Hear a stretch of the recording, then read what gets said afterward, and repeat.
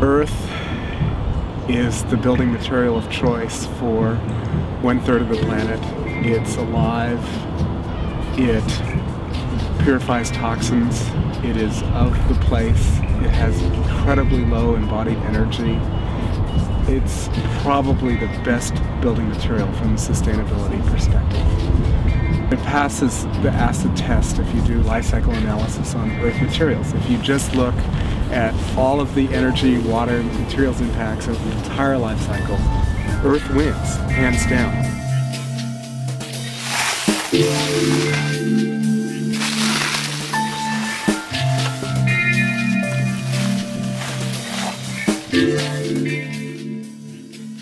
The biggest advantage of earth building is that earth is such a ubiquitous material. Most places that people are building, there's earth. And that's huge. That's a huge, huge factor.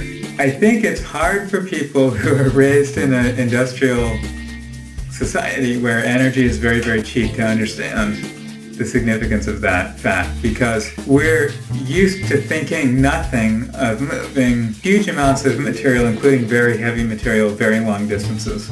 But traditionally, throughout the history of humanity, that has not been an option.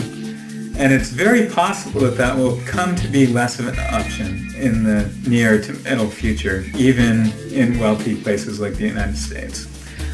So just learning to build with the stuff that is there on the site is an incredibly valuable thing.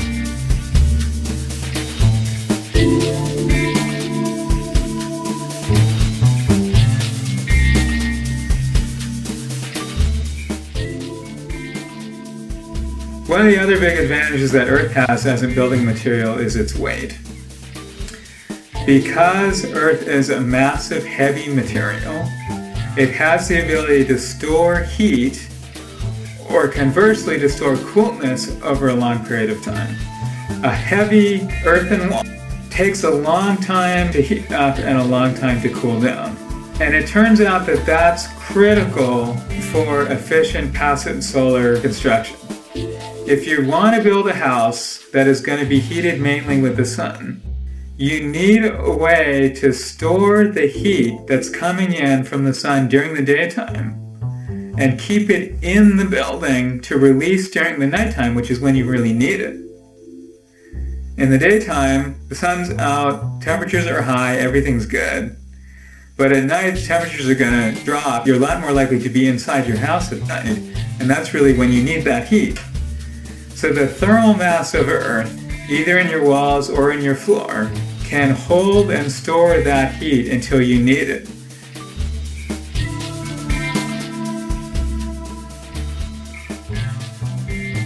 There's a technical aspect to building with Earth that makes it very accessible to lots of people.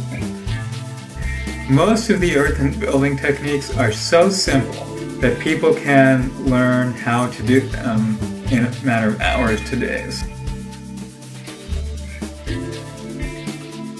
We have lots of experience from Cobb Cottage Company in workshop teaching of people who took, say, a week-long workshop with very little to no previous building experience and went from that directly into building their own homes.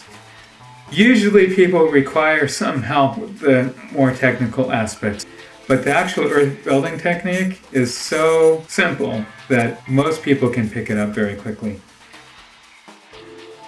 It's very, very easy for people without much training and without much technical background to achieve really spectacular results. In fact, it's practically inevitable. I've almost never seen anybody build anything out of Cobb that wasn't beautiful. So that's pretty remarkable in and of itself. Still haven't seen it really turn into a mainstream technique that's being used for mass housing developments. And maybe it never will. But in the meantime, I think the biggest impact that Cobb is having is allowing people who want to be building for themselves and who don't have a lot of resources or a lot of training to learn a technique quite quickly that enables them to build a really beautiful and really special home for themselves.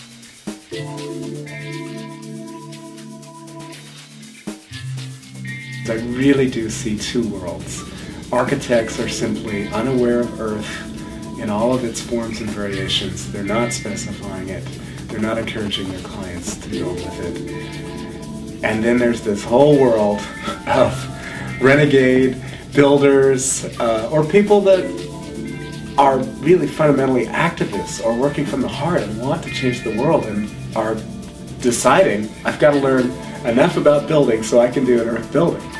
I don't need to be a builder my whole life, but I need to do this building.